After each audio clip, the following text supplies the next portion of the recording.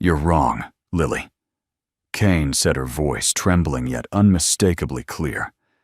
The Arabic translation misses the whole meaning of the final sentence. The room fell into an unnatural silence. 14 men in pressed suits stared at her, as if she'd just insulted the Prophet himself. A holographic screen behind Karim Al-Fayed, CEO of Arabisin Tech, flickered with lines of Arabic and English code translation modules, streaming data. The glass-paneled conference room perched on the 41st floor of the sleek Chicago headquarters had never hosted a teenage girl, let alone one holding a half-eaten sandwich and a public library tote bag. "Excuse me," Karim said coldly, adjusting the cuff of his Brioni suit. "Who let this girl into a confidential boardroom meeting?" Everyone chuckled awkwardly. A few exchanged side eyes. Lily stood her ground. I overheard." From outside.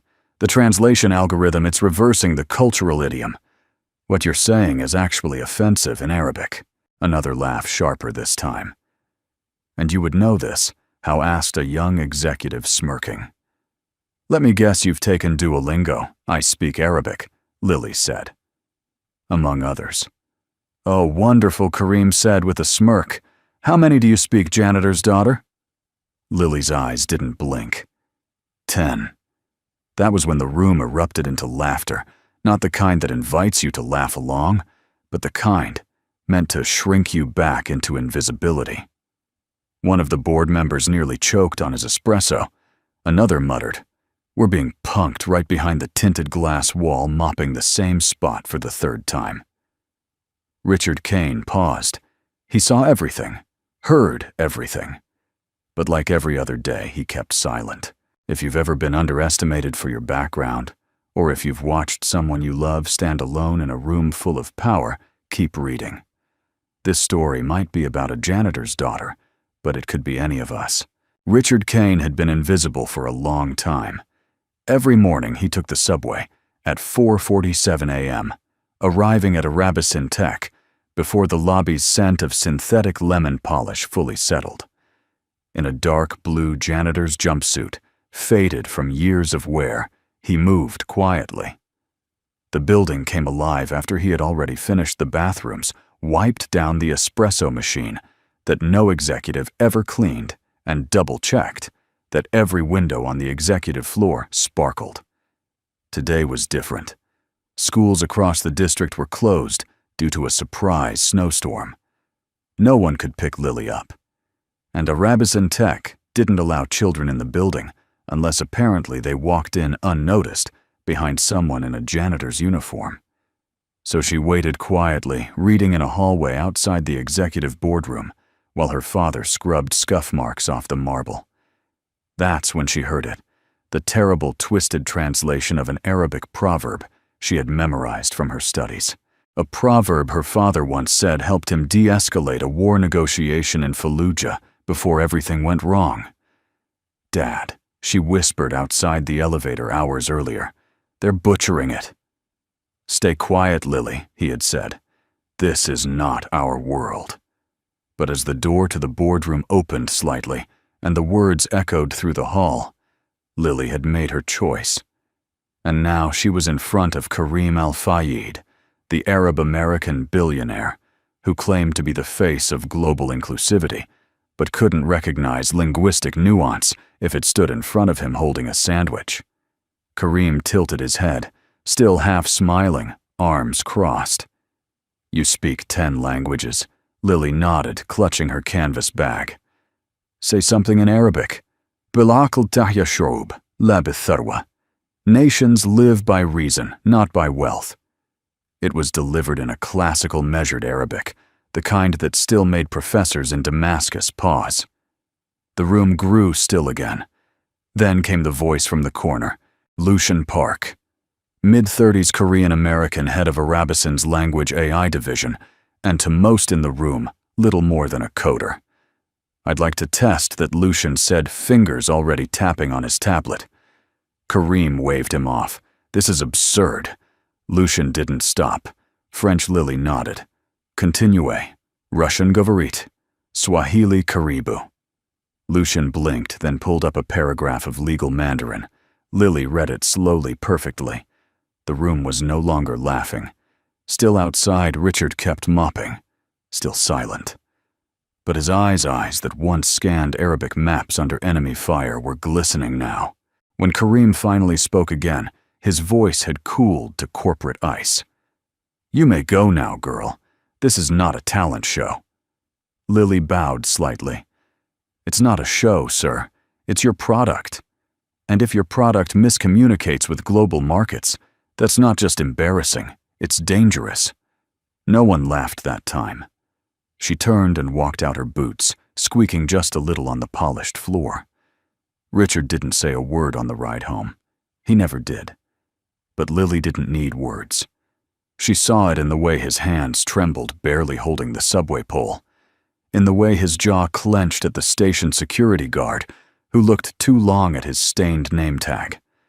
And that night, like every night, they sat in the back corner of the Chicago Public Library. Lily took out her notebooks. Richard pulled out flashcards hand-drawn and laminated with tape. "Tonight," he said, "finally speaking, we finish Nahuatl." Lily grinned. "It's time. You barely speak English, girl." The words lingered in the air like smoke after a cheap firework. Shallow, flashy, and laced with venom. Kareem El-Fayed's tone was not loud, but it sliced through the tension with surgical precision. His American accent was crisp, honed by years of Ivy League schooling and PR coaching. But his eyes bore the quiet contempt of a man who once knew what it meant to be underestimated, and had decided he would never be on that side again. Lily stood frozen just past the glass doors of the boardroom, her back to the room, now shoulders stiff but not sagging. She didn't cry. She never cried in public. Not after what happened in 7th grade when the Spanish teacher assumed she'd forged her own essays because they were too fluent for a kid with a janitor dad. This wasn't new, but it never got easier. What Kareem didn't know, what no one in that conference room cared to ask, was that English had been Lily's third language. Her first had been Korean lullabies, sung by a neighbor named Ajuma Lee, who'd babysat her while her dad worked overnight shifts. Her second had been Tagalog, learned through picture books she swapped with her Filipina librarian, Miss Anna, who thought Lily was the only kid who treats words like jewels. By the time she was 10, Lily was reading bedtime stories in Swahili to the children of refugees at the community center down the block. By 12, she could recite Japanese haiku in the original and explain the difference between dialects in Egypt versus Morocco. So when Kareem laughed and said, "You barely speak English," Lily didn't feel insulted. She felt sad. Sad that someone so powerful could be so tragically narrow. Back in the elevator, Richard didn't speak. Not at first. His janitor cart stood between them like a silent barrier. The metal wheels squeaked every few seconds as they rolled over the small bumps in the polished floor. Lily stood beside him, arms crossed, gaze fixed on the digital floor counter as it ticked down from 41. When they reached the lobby, the doors opened. But before they stepped out, Richard finally said, "You know they're not ready for you yet." "Right." Lily turned to him, lips pressed into a thin line. "Maybe. But they're using a language AI that turns peace offering into surrender. That's not just wrong, Dad. It's dangerous." Richard didn't respond immediately. He pushed the cart through the polished marble foyer with quiet precision. The security guard at the front desk gave him a bored nod, but barely glanced at Lily. They were to everyone else just maintenance and his kid ghosts in a high-rise of gods. That evening, Lucian Park sat alone in his corner office long after everyone else had left. The window behind him framed a dark Chicago skyline, scattered with lights like distant campfires. He stared at the holographic playback from the boardroom meeting. He had quietly activated voice capture when Lily began listing languages, and now he listened again this time, not as an employee, but as a linguist. The precision in her tone, the rhythm, the cultural embedding. It wasn't just that she spoke 10 languages, it was how she felt them. AI could replicate grammar. It could synthesize intonation, but it couldn't feel context. Lucian leaned back in his chair, fingers steepled. "You're either a prodigy," he whispered to the empty room, "or a revolution waiting to be ignored." He tapped a few commands on his tablet, extracting Lily's phrases and comparing them side by side with the AI-generated ones. The contrast was stark, where the AI translated a phrase in Arabic as, "We must dominate the market," Lily had rendered it, as, "We must lead with integrity."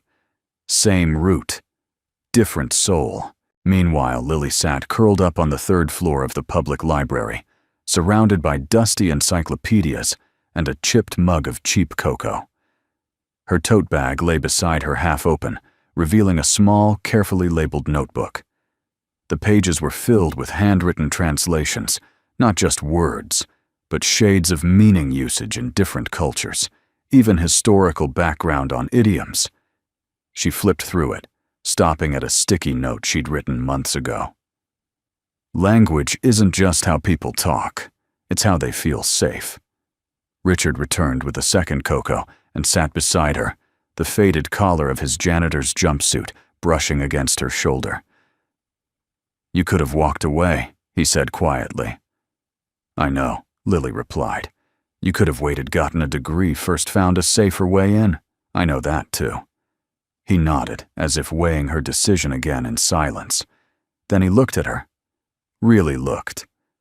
"You weren't wrong, you know, about the translation." Lily smiled faintly. "You heard it?" "I heard enough." He paused, reaching into his coat pocket. From it, he pulled a laminated card, old creased fraying at the corners. It was a military translator's credential issued in Iraq nearly 20 years earlier. Her father's name was printed at the top. "You know," he said, "this used to mean something. I once helped prevent a village from being bombed just by choosing the right verb." Lily's eyes widened. He never talked about his service, not in detail. But one day, he continued, "I chose the wrong word, or maybe the right word at the wrong time. People died. So I stopped speaking. Why? 'Cause I thought silence couldn't hurt anyone." Lily looked down, fingers tightening around her cocoa.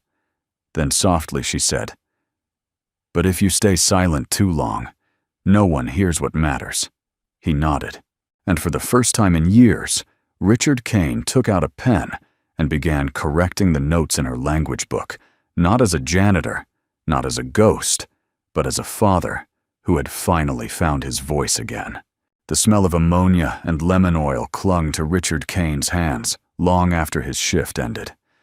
It was the kind of smell that followed a man home into the threads of his jacket, beneath his fingernails, and eventually into his dreams. Most nights he scrubbed it off in silence, letting hot water run over the calluses on his palms like penance.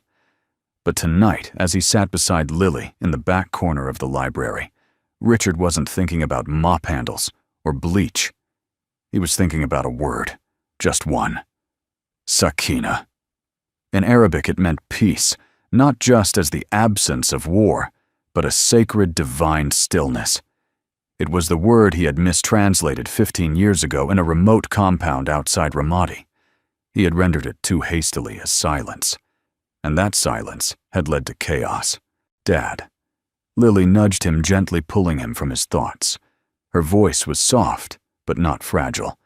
It reminded him of the way his wife used to speak in the mornings, careful, measured, as if handling a world still waking up. He looked over. Lily was holding out her battered notebook, the one filled with translations and footnotes and sticky tabs. She had underlined a Korean proverb, "Malhan madie teon yang bijdo gap nunda." "A kind word can pay off 1,000 debts. I remember when you taught me this," she said, smiling. "You said it saved your life once." Richard nodded slowly. "It did." "What happened?" He didn't answer at first. Not because he didn't want to, but because part of him still wasn't sure he deserved to. It had been his third tour in Iraq. Officially, he was there as a military interpreter, one of the best in his unit. Unofficially, he was the last line between diplomacy and disaster when the chain of command failed.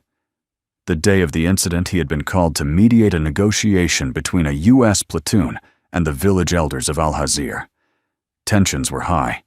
A boy had been injured by a stray mine. No one knew who laid it. Accusations flew. Richard had tried to cool the room with what he thought was a plea for peace, but he had misheard a tribal elder's tone, mistaking sorrow for sarcasm. He translated a phrase meant to express mourning as a passive-aggressive threat. The U.S. Sergeant Young, and too eager, took it as hostility. Within hours, the compound was gone. So were 4 children and one of Richard's own squad mates. He had resigned 2 weeks later, buried his translator's badge in a drawer, and promised himself one thing: never again. That night in the library, he told Lily most of it. Not all. She didn't need the weight of blood-soaked regrets. But he told her enough for her to understand the lines beneath his silence. "I've always wondered," she said, after a long pause, "why you never corrected anyone when they assumed you were just a janitor." "Because they're not entirely wrong," he replied. "I clean up messes. I stay quiet. I disappear. But that's not who you are. It's who I became." Lily closed her notebook and leaned against him. "Then maybe it's time to become someone else again." He didn't answer, but her words stayed with him long after the library lights dimmed and the buses stopped running. Even as they walked home through the quiet streets of their neighborhood, past shuttered bodegas and graffiti-tagged walls, her voice echoed louder than the city. At Erebus and Tech the next morning, Richard moved through the halls with his usual rhythm: mop, rinse, ring, repeat. He avoided eye contact, avoided reflections, avoided thinking, until he passed by the language AI lab on the 30th floor. Through the glass door, he saw Lucian Park staring at something on his screen. His brow was furrowed, one hand pinching the bridge of his nose, the other drumming restlessly on the desk. And beside him, displayed across 3 monitors, were Lily's translations. Not just her impromptu performance from the boardroom, but her entire notebook. Somehow, Lucian had scanned and digitized dozens of her entries, annotated idioms, cultural notes, phonetic diagrams. Richard felt a jolt of something unfamiliar. Pride. Laced, of course, with something more familiar. Fear. He stepped away before Lucian could look up. Later that day, while wiping down the mirrored walls in the executive elevator, Richard overheard 2 junior analysts talking.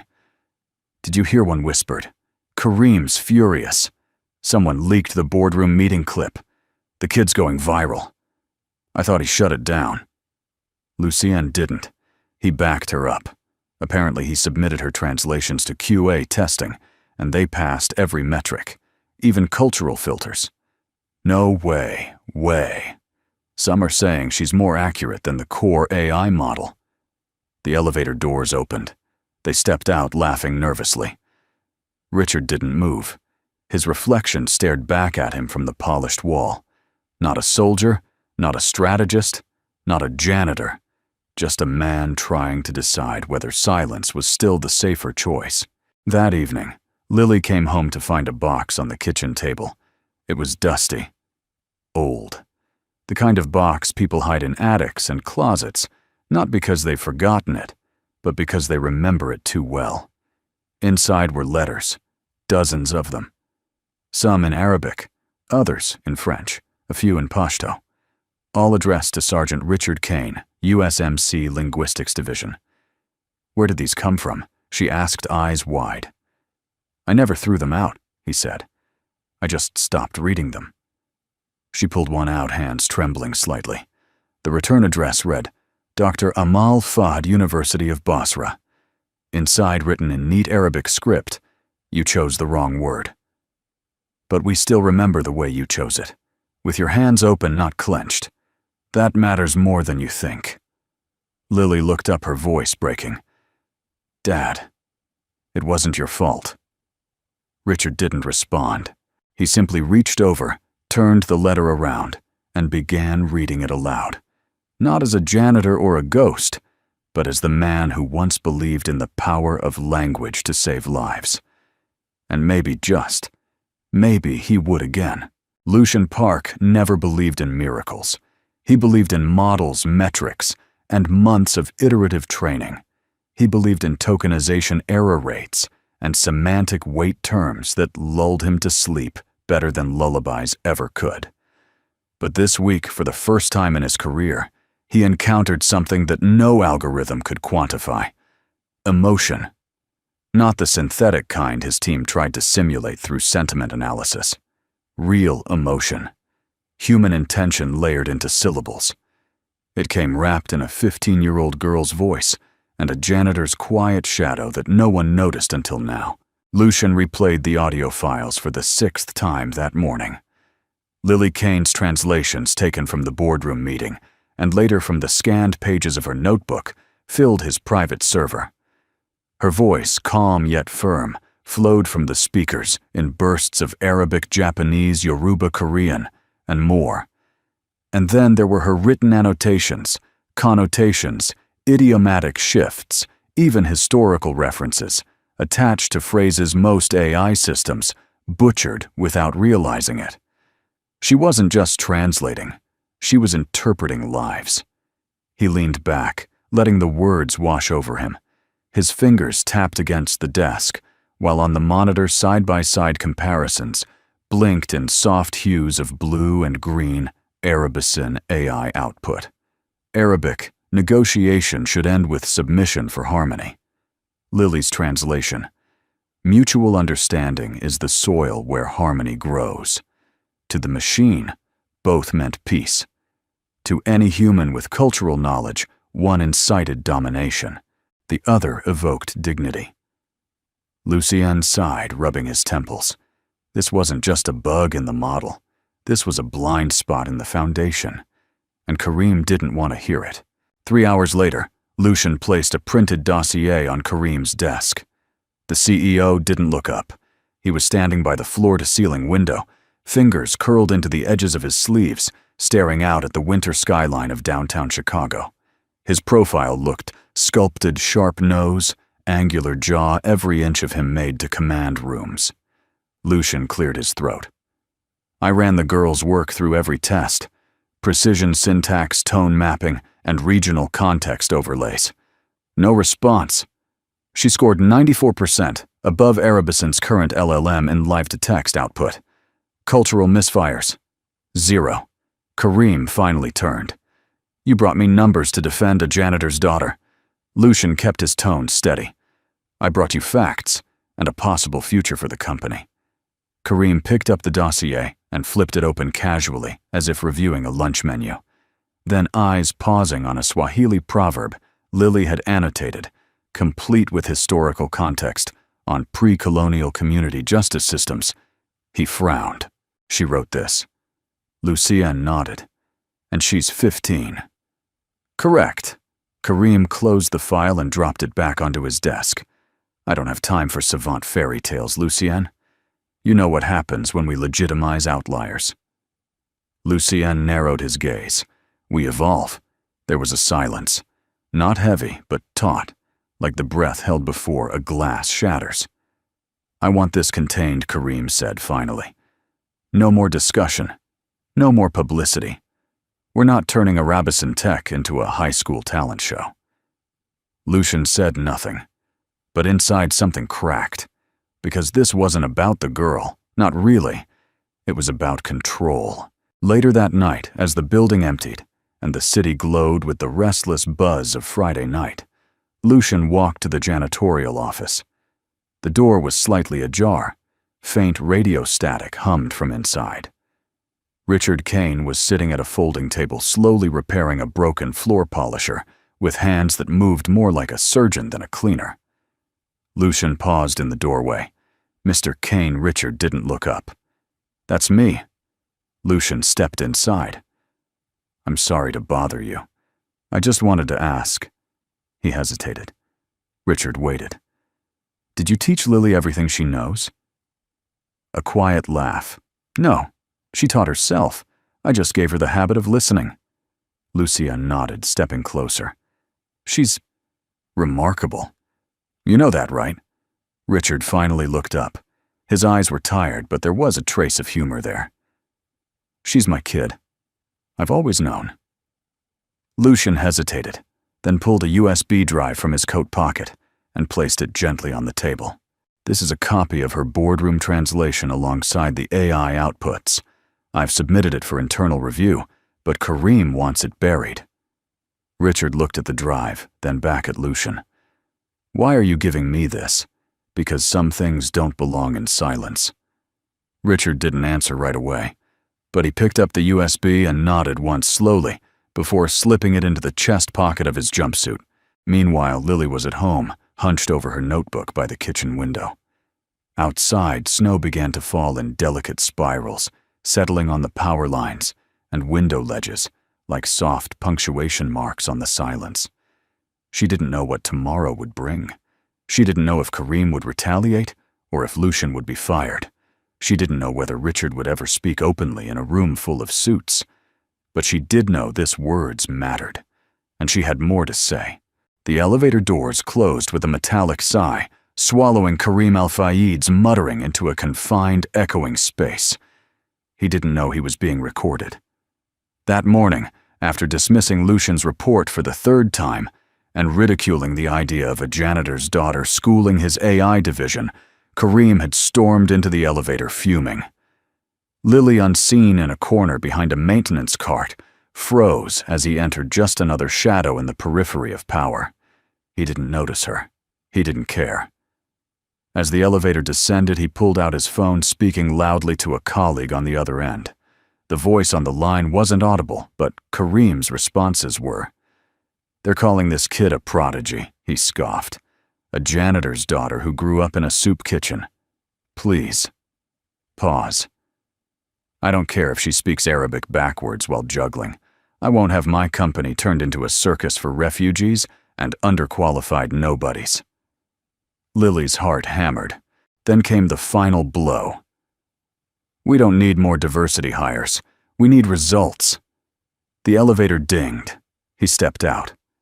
Lily stayed inside, pale fists, clenched her fingers still wrapped around the phone in her coat pocket, its recording app blinking red. That night, Lily couldn't sleep. She lay curled in her blanket, staring at the cracked ceiling above her bed, headphones in the recording on loop. Every word Kareem said hit like a match, striking her ribs. It wasn't just the cruelty, it was the hypocrisy. The same man who marketed Arabicin Tech as a global bridge builder who built his brand on inclusivity and minority empowerment had just revealed his truth behind closed doors. A truth soaked in elitism and fear. The next morning, she found Lucian waiting outside the library, where she and her father studied every weekend. He stood under a skeletal tree, wrapped in a wool coat, dark circles beneath his eyes. "You came," Lily said, quietly surprised. "I had a feeling you would too," Lucian replied. "You saw the dossier, didn't you?" She nodded. "And Kareem wants it buried. He threatened legal action if I circulate it." Lily hesitated, then reached into her backpack. She pulled out a small flash drive, simple, unmarked, cold as ice. "This is the recording," she said. "He said it in the elevator. Racist. Elitist. Everything. I have it." Lucienne stared at the drive in her palm like it was a grenade with the pin already pulled. "Lily, this could ruin him." "I know." He took a deep breath. "You're 15. You shouldn't have to carry this weight." Lily looked him dead in the eyes. "But I am." Lucienne accepted the drive, his hands trembling ever so slightly. Then he exhaled and looked up. "We have one shot to do this right." By Monday morning, whispers had already begun to leak through the walls of Arabicin Tech. Lucian, bypassing Kareem's directives, had submitted the recording anonymously to the Internal Ethics Review Committee. He added a letter signed only with initials LK, explaining the context of the conversation, the translation dispute, and the culture of dismissal inside the company. Then he waited and waited. 3 days passed. On Thursday afternoon, Kareem summoned the executive board to a closed-door session. No assistants, no aides, just 12 men and women in suits around a dark walnut table, and Kareem polished, controlled, but with a storm in his eyes. He tossed a printed transcript of the elevator recording on the table. "Well?" he asked. A heavy silence followed. Angela Whitman, the company's chief legal officer, was the first to speak. "It's authentic. The voice match is 99.4% conclusive. We confirmed timestamp and location data." "It's a violation of my privacy," Kareem snapped. "Technically, Illinois is a one-party consent state," she said. "If the person recording was present, it's legal." Kareem's jaw clenched. Angela continued. "That said, the content is damning. If this leaks to the press, we're looking at reputational damage, stock drop potential, board removal." "And who leaked it?" Lucian sat motionless in his office below, watching the security camera feed with clinical detachment. He didn't need to be in the room. He knew how corporate immunity worked. But this time, something felt different. For once, silence wasn't on Kareem's side. That evening, Lily returned home to find her father standing by the window, arms crossed, staring out into the amber haze of the city. She hesitated at the door. "You heard?" He nodded slowly. Lucienne called. "The board's in chaos." Lily set her backpack down. "Do you think they'll fire him?" Richard didn't answer immediately. He turned toward her, eyes distant but focused. "That's not the question you should be asking." "Then what?" As he took a step closer. "What do you want to happen?"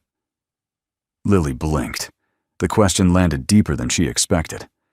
"I want him to be held accountable," she said. "But I don't want revenge. I just—" She hesitated. "I want people like him to stop deciding what voices matter." Richard nodded. "Then we don't destroy him," he said. "We offer a better way forward." Lily frowned. "You mean, give him a chance to fix it? I mean," Richard said gently. "We show him what real power looks like." That night, Lily drafted a letter. It wasn't to the board. It wasn't to the press. It was to Kareem himself. She laid it out plainly. The recording existed. It had reached the ethics board. It could be leaked. But she didn't want that. Instead, she made an offer, a path forward. 1. A formal apology. 2. Immediate investment in a language equity initiative. 3. Creation of a community linguistics fellowship prioritizing underserved multilingual youth. 4. And finally, a position for her father as strategic advisor for linguistic and cultural integration at Arabison Tech. She signed it, Lily Kane, daughter of the man who listened when others did not. The boardroom was full again. 12 executives sat like statues, eyes trained on the man at the head of the table, Kareem Al-Fayed, a monument of controlled elegance in a Navy Xenia suit. He was calm, but the skin beneath his collar had the tautness of a man bracing for impact. The transcript had reached them all. So had the whispers. His brand, the global voice of inclusion, was now a walking contradiction. But what no one expected that morning was that she would walk through those doors. The janitor's daughter. Lily Kane stepped into the room, wearing a plain navy sweater and faded jeans. No blazer, no credentials. Just conviction. Beside her, Richard Kane stood quietly, hands clasped behind his back, dressed in the same janitor's uniform he wore the day he first entered this building. He wasn't here to clean today. He was here as something no one in the room had ever acknowledged him as a witness. Lucian Park stood behind them both, not as an escort, but as a protector. Ms. Kane, Kareem said, rising from his chair, voice coated in strained civility. "This is a closed session." "I'm afraid you received my letter," Lily interrupted, setting a small envelope on the table in front of him. "I did," Kareem replied. "And I'm surprised by your approach. Surprised I didn't go to the media, among other things." Lily looked around the room, her eyes landing on each executive one by one. "I'm not here for revenge," she said. "I'm here for correction. Real correction." She turned back to Kareem. "You built this company to connect the world, but you're using tools that can't even read the heart behind the words they translate. You market compassion, but behind closed doors, you mock the very people you claim to uplift." Kareem's jaw twitched. "Let me be clear," Lily continued, voice steady. "You don't have a translation problem. You have a values problem." No one moved. Even the overhead lights seemed to dim slightly as the weight of her words filled the space. Kareem cleared his throat. "What exactly are you proposing?" Lily didn't miss a beat. The same 4 points I outlined in the letter: public apology, cultural and linguistic equity fund, community fellowship, and appointing my father. She gestured to Richard as a strategic advisor. Murmurs spread through the room like ripples. "He's not qualified," one executive muttered. "He's a janitor," another whispered. Richard didn't flinch, but Lucian stepped forward. "For your information," Lucian said sharply, "Mr. Kane is a decorated military linguist with field certifications in Arabic, Farsi, Pashto, and Korean. He saved lives with a radio and a notebook. And unlike most of us, he's paid attention to voices you didn't even realize existed." Another silence, this one heavier. Kareem slowly walked toward the end of the table, stopping a few feet from Richard. Their eyes locked, two men who had been soldiers once, in different wars, carrying different kinds of wounds. "You could have ruined me," Kareem said. Richard looked at him, his voice calm. "We still could." Kareem nodded. "And yet you're offering me a deal." "No," Lily corrected softly. "We're offering you a chance." Kareem looked at her. This girl, barely 15, standing taller than anyone else in the room, without needing to raise her voice. For a brief moment, something flickered in his expression, not guilt exactly, but something like the ghost of the man he used to be, before power made him blind. "I built this company because I knew what it was to be silenced," he said quietly. "I wasn't born into glass towers or Ivy League clubs. I earned my seat with blood and grit." And somewhere along the way, Lily replied gently, "You started slamming the doors behind you." He looked away. The next morning, Erebus in Tech's global live stream went live from their headquarters. The company had never broadcasted anything outside of product demos and keynote addresses. But today, the title banner read, "A Conversation on Listening, a Statement," from CEO Kareem Al-Fayed. The cameras rolled. Kareem stood alone at the podium. No PR handler, no prepared teleprompter script, just a small folded piece of paper in his hand, and a heart that had spent the last 24 hours unraveling itself. "I'm not here to save face," he began. "I'm here to take responsibility." He paused. "Last week I said things in private that don't reflect the mission of this company, nor the values I once believed in. Those words were rooted in pride, fear, and if I'm honest, shame. Shame that I forgot where I came from." He looked into the camera. "To Lily Kane, and to her father. Richard Kane, I apologize." He unfolded the paper in his hand. "This company will now launch the Kane Fellowship for Community Linguistics to empower young multilingual voices across underserved communities. We are investing $5 million over the next 5 years to ensure they are not just heard, but embraced." He paused again, voice catching slightly. "And effective immediately, Mr. Richard Kane will serve as strategic advisor to Erebus in Tech's Language Ethics Division." Lily and Richard watched the live stream together at the library, surrounded by kids whispering in Spanish, Vietnamese, Somali. When Kareem finished his speech, the room was silent for a moment. Then applause broke out from a group of teens at the next table, one of whom turned to Lily and asked, "Wait, are you that girl?" Lily smiled. "No, I'm just someone who listens." Richard chuckled beside her. "She also happens to speak 10 languages." The kid blinked. "That's wild." But Lily was already back in her notebook quietly writing in Nahuatl. That night, Richard placed his old military badge on the windowsill. Beside it, he stood a new one, freshly printed gold-edged bearing the Arabi Syntech insignia.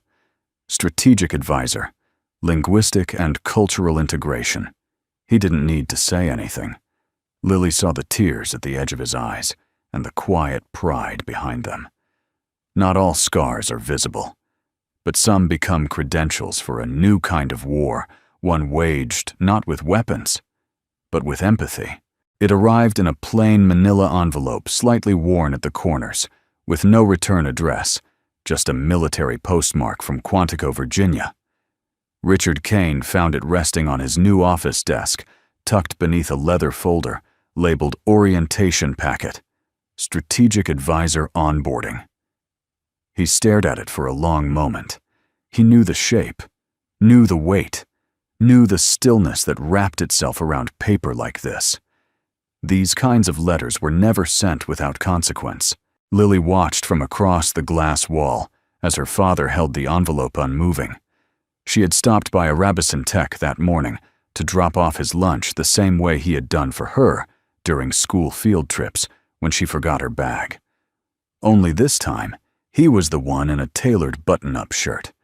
She was the one waiting quietly by the door. "You okay?" she asked gently as she stepped in. Richard looked up, then down at the envelope again. "It's from the Department of Defense." Lily furrowed her brow. "Do you think it's about that day? The mistranslation?" He nodded slowly. With care, he opened the seal. Inside was a single-page letter, thick ivory paper, with the official seal of the United States Marine Corps in the header. As his eyes scanned the text, Lily noticed something rare. His hand trembled, just slightly.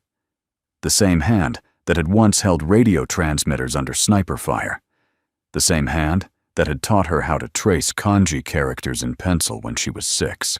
"What does it say?" she whispered. He didn't answer right away. He simply handed it to her, eyes glassy but clear.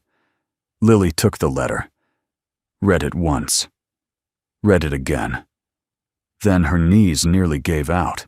"Dear Mr. Kane, following a formal review conducted by the Military Linguistics Ethics Division, we are writing to inform you that your translated statement during the incident at Al-Hazir in 2010 was not the cause of escalation as previously recorded.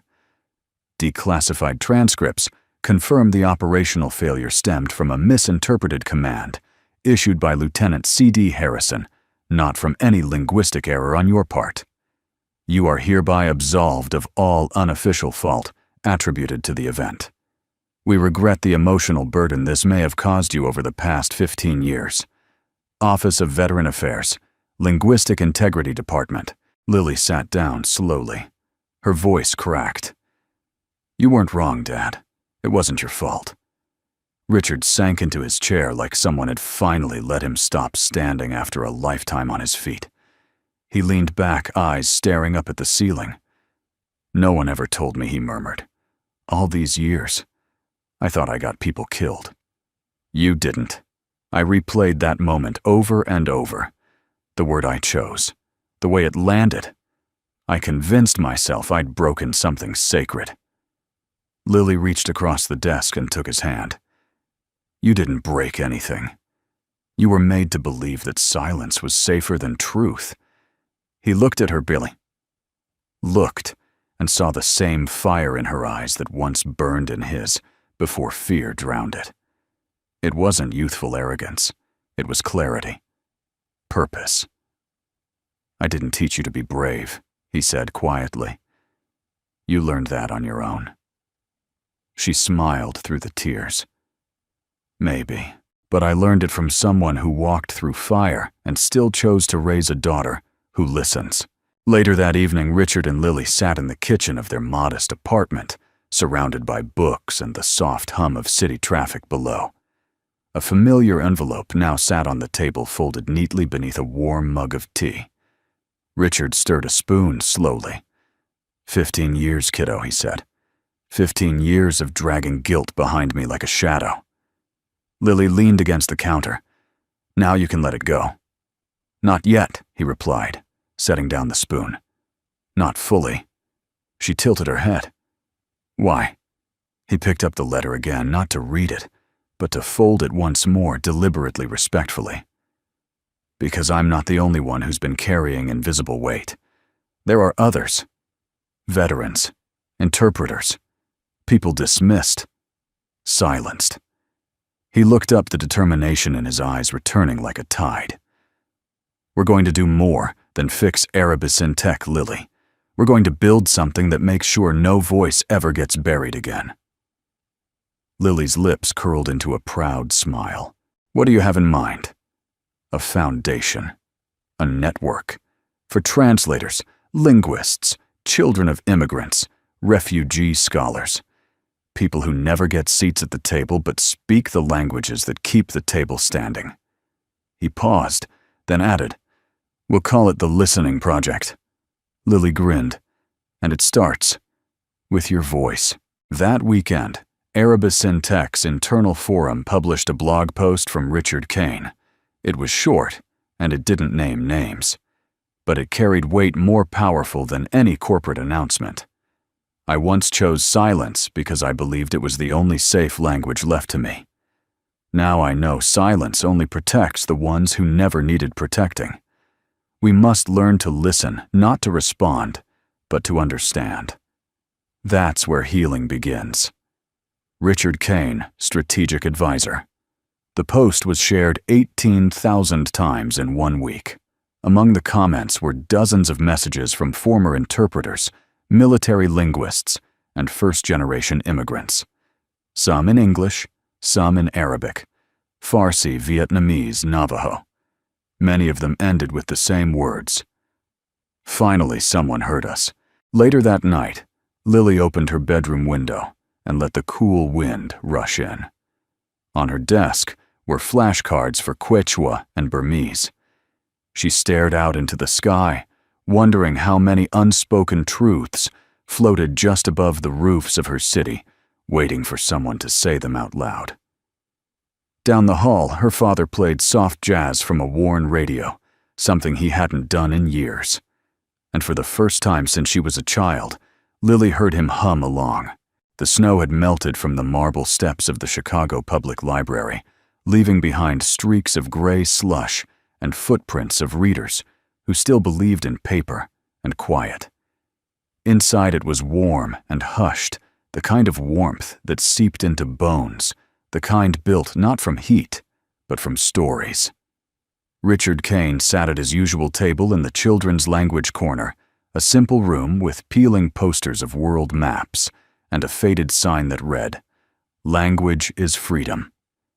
In front of him, a boy named Mateo, no more than 9 with sharp eyes and nervous hands, was stumbling through a Swahili greeting.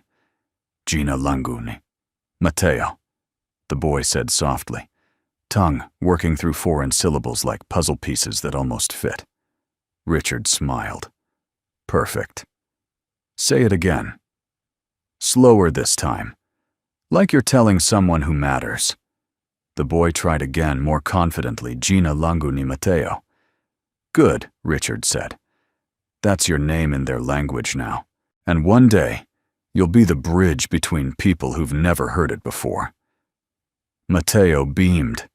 That was when he saw Kareem standing by the doorway alone. No entourage, no press, just a man in a long black coat, his face less sculpted now, more weathered. His eyes carried something new, not the guarded arrogance of a CEO, but something closer to searching. Richard gently patted Mateo on the shoulder. Take a break, champ. We'll try Amharic next." The boys skipped off, leaving Richard and Kareem in a silence thicker than the air. Kareem stepped forward. "I didn't think you'd still come here," he said quietly. Richard shrugged. "Why wouldn't I? These kids don't care about resumes." Kareem chuckled, but it was hollow. "I never liked libraries growing up. Too quiet. I didn't want to hear myself think." "Silence can be honest," Richard replied, his tone calm. "Sometimes more honest than words." Kareem looked around the room. "I was wrong." Richard said nothing. Kareem's gaze dropped to his shoes, polished but damp with melted snow. "You could have destroyed me. The recording, the board, the press. You still have a job," Richard noted. "For now," Kareem admitted. "But something broke inside me. Maybe it needed to." He looked up, eyes heavier now. "What I don't understand is, why didn't you do it? Why not burn it all down?" Richard studied him. "Because if I had, what would Lily have learned?" Kareem frowned slightly. "She would have learned that power is for revenge," Richard continued. "That truth is a weapon, not a responsibility. That justice is about humiliation instead of restoration." He leaned back in the wooden chair, arms crossed. "I've made mistakes that cost lives, Kareem. I know what it means to live with that weight. But I also know that when someone gives you a second chance, you better make it count." Kareem looked away, blinking hard. "You're a better man than I am." Richard shook his head. "No, just a man who's had time to think." They sat there for a while, surrounded by the rustling of pages and the soft clatter of language tiles being arranged on a table by two little girls. One of them was humming a tune in Mandarin. The other clapped in response with a Zulu word Richard had taught her last week. Kareem finally spoke again. "I keep thinking about that boardroom," he said. "That moment she looked at me and said, 'You don't have a translation problem. You have a values problem.' She was right." Richard allowed a small smile. "She usually is." Kareem's voice dropped. "She reminded me of my mother, the first person who taught me Arabic. She worked 2 jobs and used to whisper proverbs to me while we stood in food bank lines. Told me language was the only dignity we couldn't lose." He paused, then asked, "Do you think I've lost mine?" Richard didn't answer immediately. Then, with quiet certainty, he said, "Only if you stop listening." Later that day, Kareem sat in the far back row of the Arabistan Tech conference hall as a group of scholarship applicants took the stage. They were high schoolers and undergrads, some in hijabs, some with dreadlocks, one with a stutter who spoke with such care it brought tears to the eyes of the translator beside him. They came from refugee camps in Syria, border towns in Texas, schools in forgotten zip codes, all of them multilingual, all of them unheard until now. In the center of the stage stood Lily Kane. She wasn't wearing a suit. She didn't need one. Her words were her armor. "When you teach a child 10 languages," she said, "you don't just give them power. You give them presence. You teach them they belong in every room, in every story, in every voice." She looked out at the audience, not for applause, but for resonance. When we stop listening, we don't just lose meaning. We lose people. Kareem clapped slowly. Not as a CEO, not as a show, just a man learning again how to mean it. After the event, he found Lily in the hallway near the stage. "You're taller than I remember," he said awkwardly. "Growth," she replied without a smile, but not unkindly. Kareem nodded.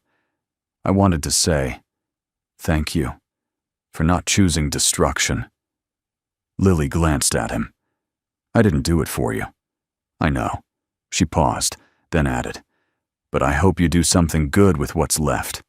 He looked at her eyes, shining with humility. "I will." She studied him for a moment, then offered her hand. Not as a student, not as a subordinate, but as a peer. He shook it. And for the first time in years, Kareem Al-Fayyid didn't feel like a man speaking from a stage. He felt like a man being heard. The first time Lily walked into the Erebus and Tech Language AI Development Wing as an intern, she didn't feel triumphant. She felt overwhelmed. The hallway buzzed with a low hum of multilingual chatter engineers speaking in clipped Korean researchers, debating in fluent French and Spanish digital screens, flashing with lines of code in English, but punctuated by scripts from Hindi Thai and even Cherokee. It was like stepping into the inside of a polyglot's brain. Lucian Park was waiting at the entrance, wearing his usual quiet smile, a thumb drive clipped to his collar like a pen. He waved her in. "This way," he said. "I want you to meet the team." Lily followed, trying to keep her breath steady. She wasn't used to belonging in places like this, where the walls were glass and the ideas moved faster than sound.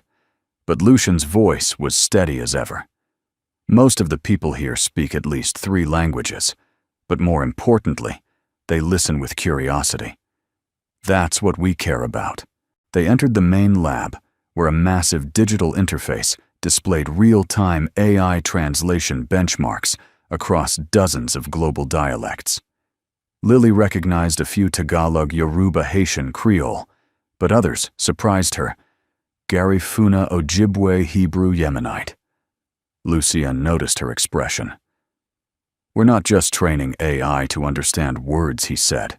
"We're teaching it to recognize the people behind those words. And that means including languages that never make it into corporate models." Lily approached a screen showing a real-time transcription of a conversation between 2 engineers, one from Cambodia, the other from Ecuador, talking about vowel harmony systems in their respective mother tongues. She watched as the AI struggled substituting formal grammar for contextual nuance. "This is where you come in," Lucian said, handing her a tablet. "You're going to help us build something better." Over the next few weeks, Lily dove into work like she was drowning in it, but joyfully so. Her mornings started with tea and metadata tagging. Her afternoons were filled with annotation tasks that required not just fluency, but deep cultural literacy. She wasn't just correcting mistranslations, she was rescuing intent. In one Swahili transcript, she found that the AI had replaced the word uhuru, freedom, with permission. "Not the same," she muttered to herself, fixing it. "One is granted, the other is born." At lunch breaks, she sat with a rotating crew of interns, some from Ivy League schools, others from community colleges. One was a Syrian refugee who'd taught himself 5 languages by watching UN speeches on YouTube. Another was a Navajo coder building a module for preserving ceremonial chants. For the first time, Lily didn't feel like an anomaly. She felt like a thread in a tapestry. One afternoon, Lucian invited her to a closed-door testing session. He led her into a side room with black walls, one long table, and a circular array of microphones. "We're beta testing something we call empathy layering," he said. "It's a new model where AI translation is supplemented by cultural probability trees. It's still buggy, but..." He gestured for her to sit. Lily read the prompt on screen. "Translate the following sentence into 4 languages while preserving emotional nuance and honorific structures." The sentence was simple. "I'm sorry, I didn't understand you sooner." Lily typed her translations with care. In Japanese, "Motto hayaku rikai dekizu monshiake arimasen deshita," formal, deeply apologetic. In Arabic, "Udhran, li'annani lam afhamka fi waqtin abkar," grounded in shared grief. In Spanish, "Lamento, no haberte entendido antes," sorrowful, personal. In Korean, "Deo ilchik ihe hajimote so mianheo," sincerely regretful, soft tone. Lucian watched the AI model respond in parallel. Its versions were technically correct, but lacked soul. "Do you see it?" he asked. Lily nodded. "They're just hollow, like shadows of what the words should be." Lucian leaned back. "That's the challenge. AI doesn't know history. It doesn't know loss. It can't taste the ache in a sentence. Lily looked at him, brows furrowed. Then maybe AI shouldn't replace translators. He smiled. Exactly. That's why we're not trying to replace anyone. We're trying to remember them. That evening, Lily stayed late, scrolling through a growing database of underrepresented languages, Quiche, Wolof, Tigrinya. She noticed a pattern. Most had few speakers left. Many lacked formal written grammar. Some had never been digitized at all. She opened a file labeled Heirloom Languages, Candidates for Oral Preservation, and then she saw it. Nahuatl, Mexico Gaelic, Scotland Ainu, Japan Gula, U.S. Southeast Coast. She felt her chest tighten. These weren't just languages. They were last breaths. She whispered to herself, "When we lose a language, we lose a way of seeing the world." Later, as she stepped outside into the chill night air, she found her father waiting on the steps, holding 2 cups of coffee. Late night, Richard asked. She took the cup. Learning things they don't teach in school. He smiled. Those are the best things. They sat down on the cold concrete shoulders, touching. Lily took a sip. "You know, I met a girl today who's building an AI module for Lakota ceremonial speech. She said her grandmother died before she could pass it down.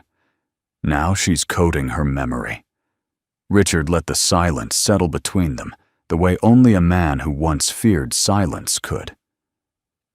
"You're helping give people their voice back," he said. Lily looked up at the stars. "No. I'm just making sure no one forgets they had one in the first place." The cameras were already rolling when Kareem Al-Fayed adjusted his lapel mic. Bright lights framed the Arabisan Tech logo behind him, blue, sleek, and global.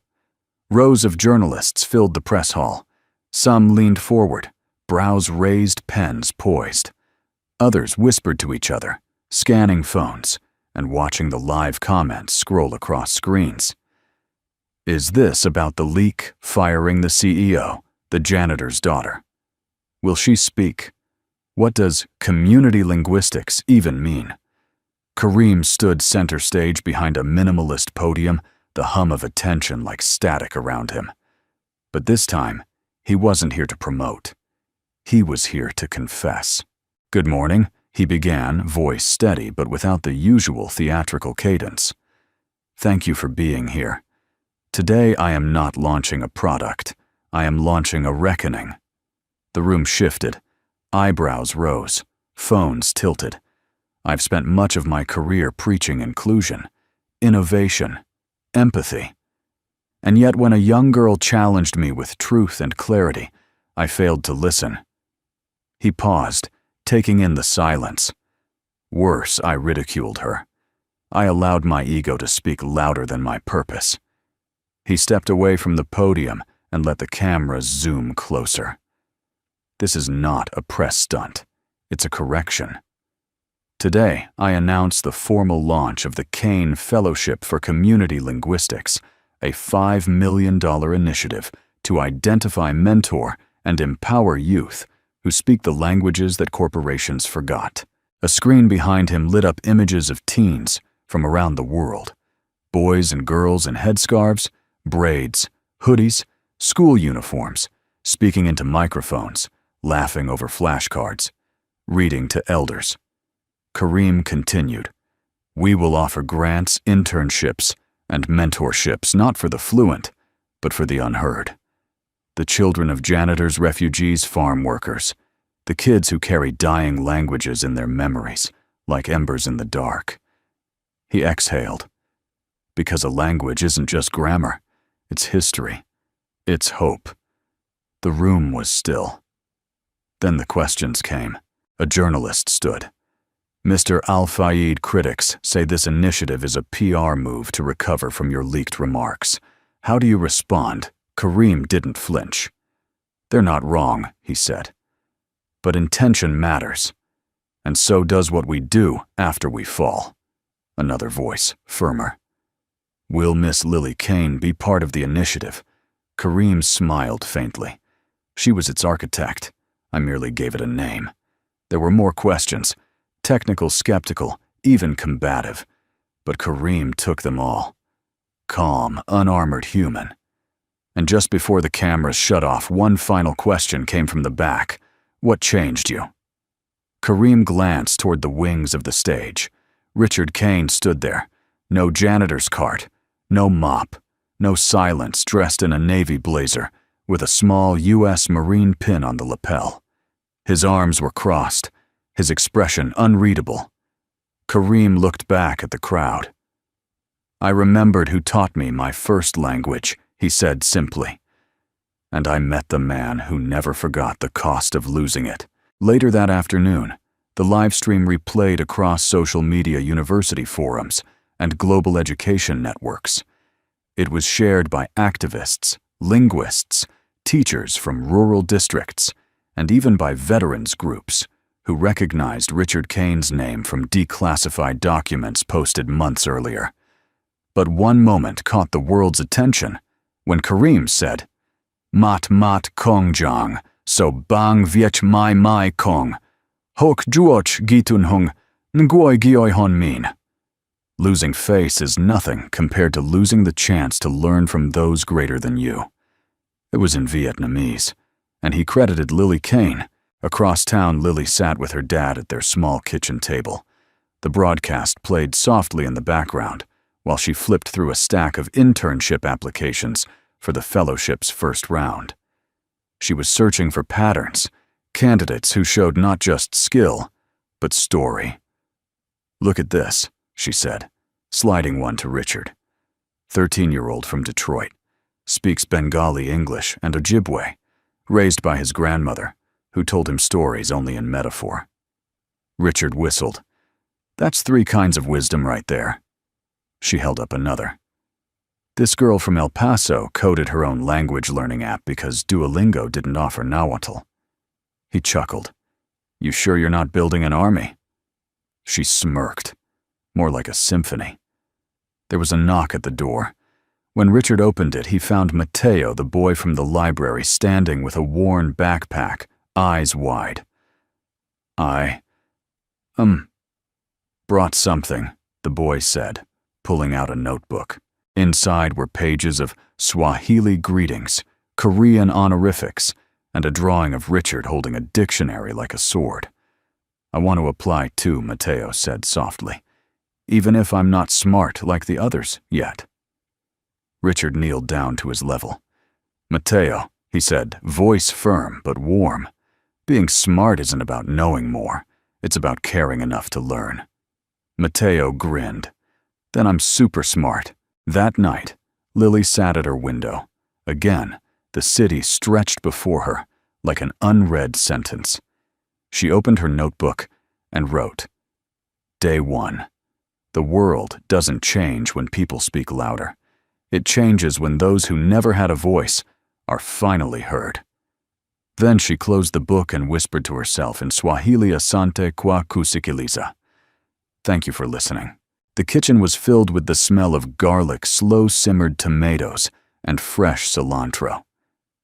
Richard Kane stood over the stove stirring a pot of sopa de fideo, a recipe he had learned years ago from a Honduran neighbor during one particularly brutal Chicago winter. Lily used to call it comfort in a bowl, and tonight, comfort felt earned. Their apartment wasn't large. A second-hand dining table squeezed beside the window chairs, mismatched, one leg still taped with cardboard. But for the first time in years, the space felt full.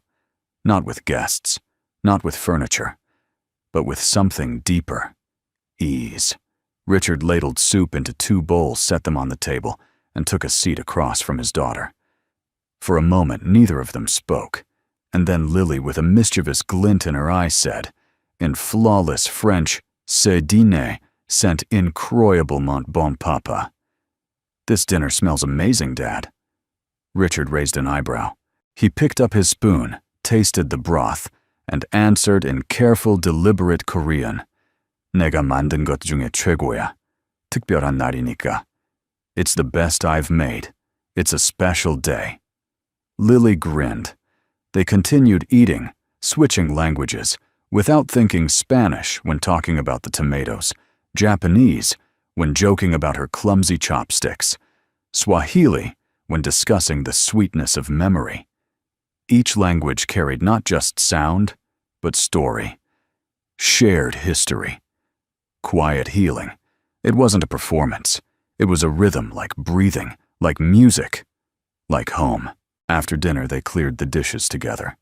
Richard washed Lily dried. Old jazz hummed on the radio.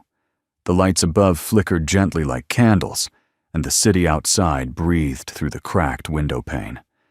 As Lily stacked the plates, she paused and looked at her father. "You know you never told me what your favorite word is," she said. Richard smirked. In English, in any language. He thought for a moment, then leaned against the counter, arms folded. "Maktub," he said finally. Lily's brow furrowed. "Arabic," he nodded. "It means, it is written. Not in a fatalistic way. More like some things are meant to happen. Not because they're destined, but because we're finally ready for them." Lily let the word roll around in her mind. "Maktub," she whispered it again slower. "I like it." Richard's smile softened. "What's yours?" She didn't hesitate. "Ubuntu," he nodded approvingly. "Zulu." "I am because we are," she translated. "It's how I feel now. Like, I finally understand where I end and where the world begins." He looked at her eyes glassy. "You didn't just learn languages, Lily. You became one." Later that night, Lily pulled a thick folder from her backpack and placed it on the table. "What's this?" Richard asked, drying his hands. "Something I've been working on with Lucian. It's the initial proposal for Arabicin Tech's new public library initiative, partnering with community centers across the country. We're going to place listening labs in every state." Richard flipped through the folder. Each page was meticulously outlined. Budgets, community outreach plans, volunteer linguists from underserved colleges, intergenerational mentorship programs. "These are brilliant," he murmured. "Each lab will have real translators, cultural liaisons, and access to open-source AI tools. But the most important thing," she turned to the last page, where a handwritten sentence glowed under a highlighter. "Before we teach machines to listen, we must teach people not to forget." Richard exhaled slowly. "You've come a long way, Lily," she smiled. "So have you." Outside, snow had begun to fall again, thin crystalline sheets descending over the streets like a new page. Lily turned off the kitchen light and stepped out onto the fire escape, pulling her coat tighter. Richard followed, carrying 2 mugs of hot chocolate. They stood in silence, the steam rising between them like smoke signals from another time. "Remember when we used to sit out here during blackouts?" Lily asked. "You were 5, Richard said, laughing. "And terrified of the dark. Only until you told me stories in Japanese. I thought the syllables kept the ghosts away." "They did," he said quietly. "And maybe they still do." Lily looked at him, then not as a child to a father, but as a voice to another voice, an echo of shared legacy. "You know," she said softly, "I used to think we were invisible, that people like us only ever existed on the edges of someone else's story." Richard nodded. And now she looked up at the sky, where snow caught the glow of distant office towers. "Now I think we were just waiting for the right sentence to be written." Inside, her old language notebook lay open on the table. On the final page, written in bold ink, "Every language is a home. Some people never get to build theirs. But we did together." The grand atrium of the Chicago Public Library had never been this full. Not during book fairs, not during mayoral appearances, and certainly not for a tech event. But today it was packed wall to wall. Children sat cross-legged on beanbags, arranged in a loose semicircle. Elderly immigrants held hands with grandchildren in folding chairs near the front. Teenagers from high schools across the city clutched notebooks, tablets, and in some cases, heirloom dictionaries worn loved sacred. At the front of the hall, under a banner that read, "The Listening Project Language Belongs to Everyone," stood 3 people. Not a panel of executives, not a wall of sponsors, just Kareem Lucian and Richard Kane. Lily stood slightly offstage, clipboard in hand, dressed in a simple blazer and jeans. Her hair was tied back, but a strand kept falling across her brow as she moved, greeting guests in Spanish, checking the timing in Korean, helping a Somali grandmother navigate a translation headset with gentle fingers and a smile. She wasn't the star today. The voices were. Kareem stepped up to the podium. He looked different now. Not less powerful, but less polished. He had trimmed his beard shorter, swapped his expensive suit for a simple black turtleneck, and ditched the ego. Behind him, the wall-length screen cycled through live captions in 7 languages. He began in English, but wove his speech through others. Arabic, French, Mandarin, not to show off, but to honor. "We are here today," he said, "not because of algorithms, nor stockholders, nor public image. We are here because a 15-year-old girl reminded us that technology is only as ethical as the hands that build it and the voices it listens to." He turned to Lily, who nodded without stepping forward. She challenged me. And because of that, I changed. He looked out over the crowd. Today we launched the Listening Project, a nationwide movement to give linguistic equity back to the communities that built this country and were forgotten in the process. We are building labs, not labs of code, but labs of connection in libraries, community centers, tribal schools, immigrant classrooms. And we won't be doing it alone. He gestured to Richard. "Mr. Kane taught me that silence is not peace, and that listening is not passive. It's a commitment." The applause that followed wasn't thunderous. It was something better. It was sustained. Richard stepped forward. He didn't have a speech prepared. He never did. But as he faced the crowd with veterans in uniform beside children holding multilingual flashcards, he found his voice with ease. "I spent a long time thinking that my past disqualified me from my future." He let the sentence breathe. "But a wise girl once told me that we aren't the worst thing we've ever said, or the worst thing someone said about us." He smiled toward Lily, who was now leaning against a column, arms crossed, pride in her eyes.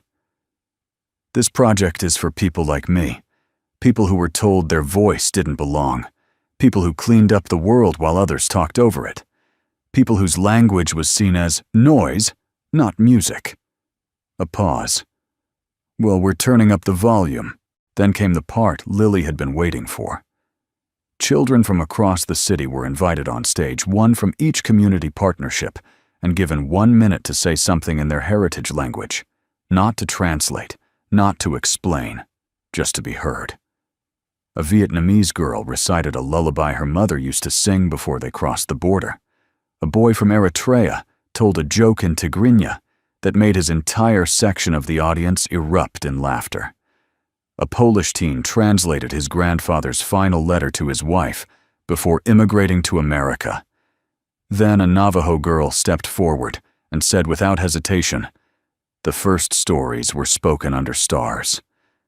I am still speaking under them."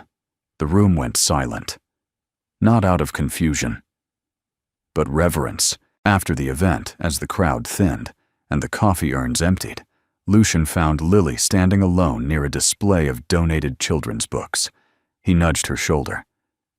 "You changed the course of an entire company." She grinned. "No, I reminded it why it existed in the first place." He held up a laminated printout of the new Arabison Tech mission statement. She scanned it. "We exist to preserve meaning, not just translate words." She nodded. "That'll do." Lucien tucked it under his arm. "There's something else." Kareem stepping back, her brow arched. Stepping down? No. Stepping aside. He's launching a nonprofit for multilingual refugee training centers. And who's taking his place? Lucian smiled. No announcement yet. But the board's considering someone who can lead with empathy and precision. Sounds like a unicorn. Sounds like you. Lily laughed. I'm 15, Lucian. Exactly, he said. We've tried the 55-year-old billionaires. Look where that got us. That night, Lily sat with Richard on the fire escape again.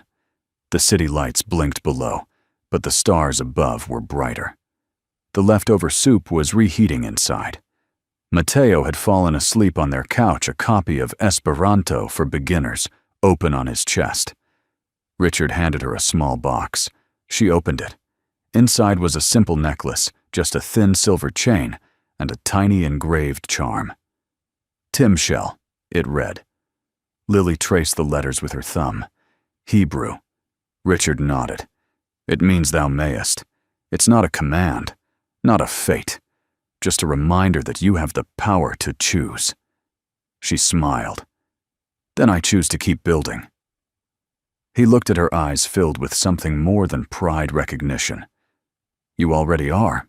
The 41st floor of Arabisan Tech was quiet again.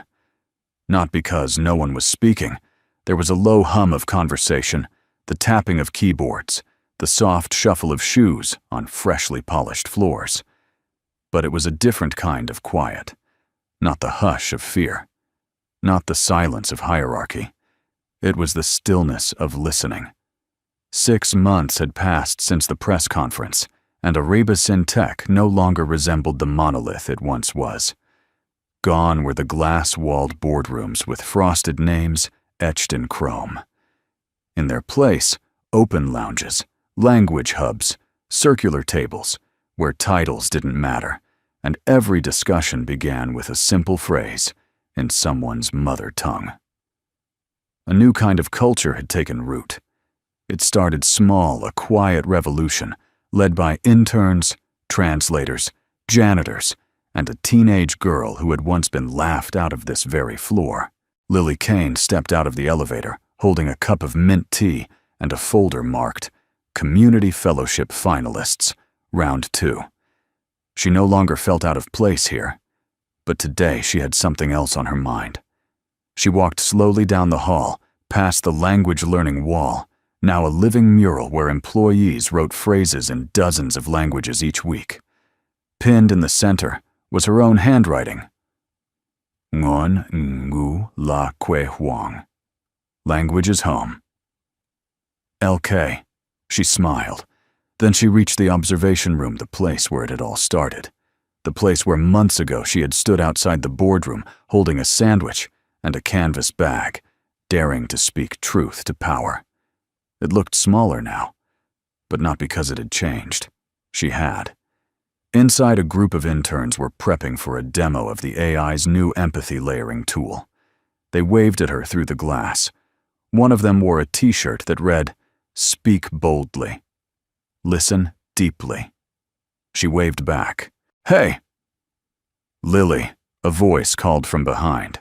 She turned to see Mateo, now 12, bounding down the hallway, his arms full of books and a badge around his neck that read, Junior Fellow, Listening Lab Chicago. Guess what he said, nearly tripping as he skidded to a halt. I got accepted to the regional conference. They picked my pitch about translating bedtime stories for kids in foster care. Lily beamed. Mateo, that's incredible. He nodded proudly. I even used that phrase you taught me in Tuimitewo Asem. She translated out loud. I hear your story. Yeah, he said, grinning. I like how it feels. Feels like respect. He nodded, then took off again toward the mentorship wing. Lily watched him go, her chest full, not just with pride but with something deeper. A knowing. She made her way to the executive lounge, once a restricted zone, with a glass keycard gate. Now it was open to everyone. A long wooden table sat at the center, surrounded by mismatched chairs, community coffee pots, and a bookshelf curated by employees in a dozen languages. Richard Kane sat near the window legs, crossed reading a handwritten letter from a fellowship recipient in rural Alaska who had recorded 37 oral stories in Yupik for preservation. He looked up as Lily approached. "Funny," he said, folding the letter. "They used to call this the silent floor." And now, he smiled. "Now it sounds like a library on a windy day." She set her folder down. "You're going to cry again, aren't you?" "Probably," he said, eyes twinkling. "I've turned into a softy." Lily poured him some tea and sat beside him. "You ever think," she asked, "how one sentence changed everything I think about it all the time?" She nodded. "I don't mean just mine. Yours too." He looked at her, eyebrows raised. She leaned back and said softly, quoting the words that had lingered in her bones for months. "If I destroy him, what would you learn? That power is for revenge." Richard exhaled slowly. "That day," she said, "I learned power is just the amplifier. It's the content that matters." He reached over and gently took her hand. "You made that content count." They sat for a long moment, looking out over the city sunlight, casting golden patterns across high-rises and bus stops and playgrounds, where children played their voices, soaring in dozens of dialects. As the sun dipped below the horizon, Lily stood to leave. She made her way toward the elevator when a voice stopped her. It was a young intern, no older than 17, holding a tablet and wearing an anxious smile. "Sorry," he said hesitantly. "Are you—" "Lily Kane." She turned. "Yes," he flushed. "I'm sorry to bother you. I read your paper on emotional syntax in endangered languages. I've never seen someone describe silence as a verb before." Lily smiled. "Because it is. Silence can speak, but we decide what it says." The intern nodded, eyes wide. "Thank you. For everything." As he walked away, she stepped into the elevator, pressed the ground floor button, and let the doors close behind her. Downstairs, she passed the security desk, where the guard once looked past her. Now he stood up straight and greeted her with a familiar grin. "Ms. Kane," he said, tipping an imaginary hat. "Afternoon, Roy." He handed her a small package. "This came for you." She opened it as she walked toward the exit. Inside, a notebook, leather-bound, filled with handwriting in multiple languages. A note taped to the front, from the first cohort of the Kane Fellows. "We speak because you listened." Tears welled in her eyes. Outside, the wind caught her hair, and the city sang around her in taxi horns, and food truck chatter in Spanish lullabies, and Arabic calls from open shop doors. And in every sound, she heard what she had always longed for: belonging. She turned the last page of the notebook. Blank. A new chapter. And this time, she didn't hesitate. She wrote, "Today I walked the 41st floor. Someone asked me if I was really the janitor's daughter. I smiled and said, 'That's how I learned what people say when they think no one is listening.' But now I'm listening. We all are. Where are you watching from today? We love hearing from our viewers all over the world, whether you're tuning in from a small town in Texas, a quiet village in the Philippines, or right here in Chicago. Let us know in the comments, and if any part of Lily and Richard's story touched your heart, we'd love to hear that too. If you haven't already, please consider subscribing to our channel. We share stories like this every week, stories of kindness, resilience, and the quiet strength of everyday people. And from the bottom of our hearts, thank you for watching. Thank you for listening. See you in the next story.